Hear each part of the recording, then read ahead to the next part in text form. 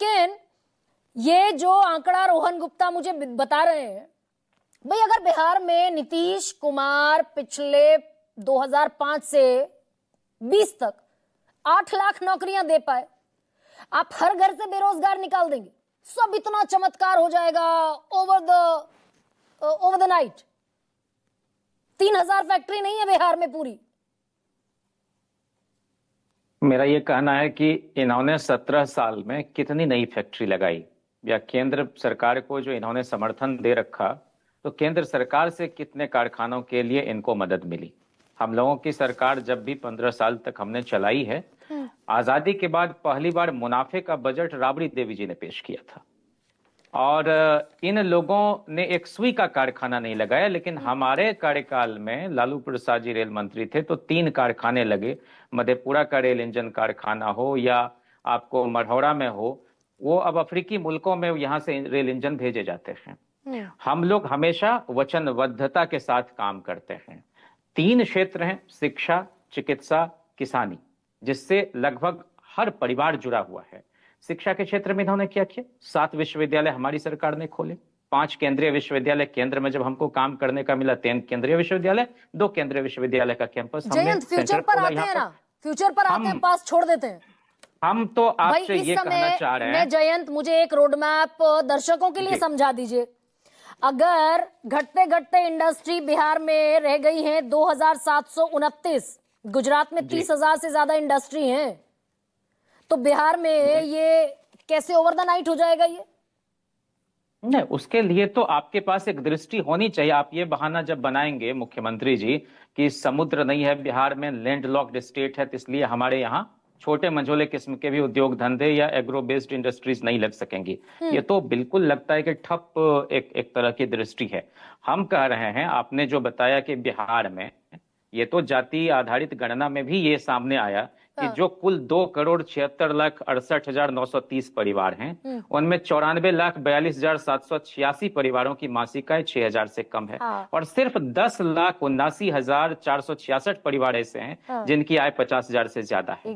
ये अगर काम किए होते तो जो अभी आदर्श आचार संहिता लागू हुई है, उसके 1-1.5 घंटे पहले इनको घोषणा नहीं करनी पड़ती कि इतने 2700 करोड़, शायद आप चेक कर लीजिएगा। नहीं, लेकिन तो जयंत इसीलिए दरअसल आपके सिर पर जो टैग चस्पा है कि भाई भ्रष्टाचार, गुंडाराज, ईज ऑफ डूइंग, जिसका मैं जिक्र कर रही थी, ईज ऑफ डूइंग में 26वें नंबर पर है बिहार। तो अगर आपका भ्रष्टाचार भी इसमें शामिल कर लें, जंगल राज, गुंडाराज, वो जो विपक्षी कहते हैं, अगर वो भी शामिल कर लें तो 26वें से खिसक कर और 29वें 30वें नंबर पर चला जाएगा, जिससे तेजस्वी यादव डिटैच कर रहे हैं अपने आप को। बिहार जो है नृशंस हत्या के मामले में आज गरिमा जी दूसरे नंबर पर है। मैं कह रहा हूं कि जो लोग जंगल राज की बात करते हैं, वो तो पटना के म्युनिसिपल कॉर्पोरेशन के कामकाज पर पटना उच्च न्यायालय की टिप्पणी थी, जहां जल जमाव था, उसको पूरे बिहार पर इन लोगों ने चस्पा कर दिया। हम कह रहे हैं, ये लोग पवित्र पापी थे क्या, जो तथाकथित जंगल राज के खात्मे के लिए जिनका उदय हुआ और जिनके सामने नीतीश कुमार जी हाथ जोड़े समर्थन मांगने के लिए जेल के दरवाजे तक जाते थे? अनंत सिंह कौन थे? राजन तिवारी कौन थे? सुनील पांडे कौन थे? सूरजभान सिंह कौन थे? इन सारे पापियों का उदय जंगल राज के खात्मे के लिए हुआ था। और बालिका गृह कांड किनके समय में हुआ है? छोटी छोटी बच्चियों तेजस्वी यादव, लालू यादव से अपने आप को डिटैच करते हुए दिख रहे हैं ना भाई हमारे प्रोग्राम में। बिल्कुल नहीं, एक सेकंड, हमारे ही प्रोग्राम में प्रसाद जी और राबड़ी जी मंथन में तेजस्वी यादव ने कहा, मंथन में तेजस्वी यादव ने हमारे प्रोग्राम में कहा, पटना में कहा कि परछाई भी अगर मेरी गलत काम करेगी तो मैं जेल के सलाखों के पीछे जाऊंगा। यानी वो कह रहे हैं कि तेजस्वी यादव वो बागज लेकर नहीं चलेगा करप्शन का, भ्रष्टाचार का।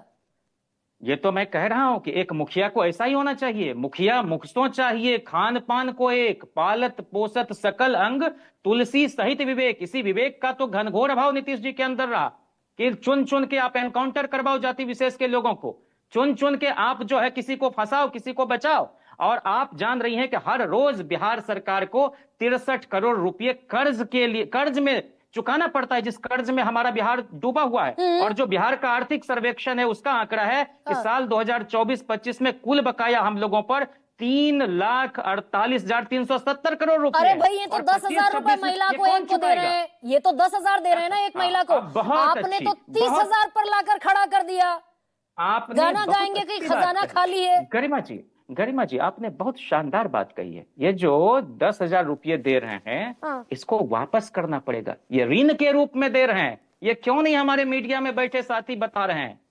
ये उनको हमेशा के लिए नहीं दिया जा रहा है, फिर 6 महीना बाद मूल्यांकन होगा, लेकिन ये कर्ज दिया जा रहा है उन परिवार, उन महिलाओं को। और हम लोग जो 2500 रुपये माई बहन योजना के तहत देने की बात कर रहे हैं, नहीं, वो अब आप कर्ज गिर नहीं गए है। दरअसल जयंत, आप थोड़ा सा हम कहाँ गिर आप गए? असहज होंगे। भाई 10,000 किस रुपए बात में को आपको लेकर? तकलीफ है, 10,000 तकलीफ रुपए है? में तकलीफ है। आप तो नहीं, नहीं, 30,000 रुपए साल का देने को आमादा है, उसी खजाने से जो खाली पड़ा हुआ है। हम कमाल की बात है। हम ये कह रहे हैं कि रेवेन्यू जनरेशन में और फाइनेंशियल मैनेजमेंट में कोई साम्य बताएंगे आप कि नहीं? और आप बताइए ना कि 2020 के चुनाव के समय भी महिला उद्यमी योजना के लिए 5 लाख तक की कर्ज मुक्ति का जो वायदा नीतीश जी ने किया था, 1 पैसा गया है क्या? और 2 लाख जो देने की बात थी गरीब परिवारों की जाति आधारित गणना के बाद, एक भी परिवार को मिला है क्या? 1250 करोड़ रुपए बजट में तो प्रावधान भी हम लोगों के रहते हुए क्या है? और ये जो आपके चैनल के माध्यम से दुनिया को, माने जो सर्वे वाले लोग हैं, राजतंत्र में भी चारण और भाट किस्म के लोग होते थे राजा की प्रशंसा के लिए। हम आपसे आज जिम्मेदारी के साथ कहना चाह रहे हैं कि इन सर्वे के, ओपिनियन पोल के ठीक उलट नतीजे आ रहे हैं। तेजस्वी जी अगले मुख्यमंत्री होने जा रहे हैं। बिहार में जनता की सरकार बनने जा रही है। अफसरशाही खत्म होने जा रही है। और ये जो फील गुड और बिहार शाइनिंग करने वाले लोग नोएडा में हैं, ये सब भी अचंभित रह जाएंगे नतीजे को देखकर। नहीं, लेकिन ये नौकरी तो 20 साल में जो नहीं हुआ वो हम 20 महीने में कर देंगे। 20 महीने यानी कि 20 महीने यानी कि तकरीबन 1.25 साल। अभय दुबे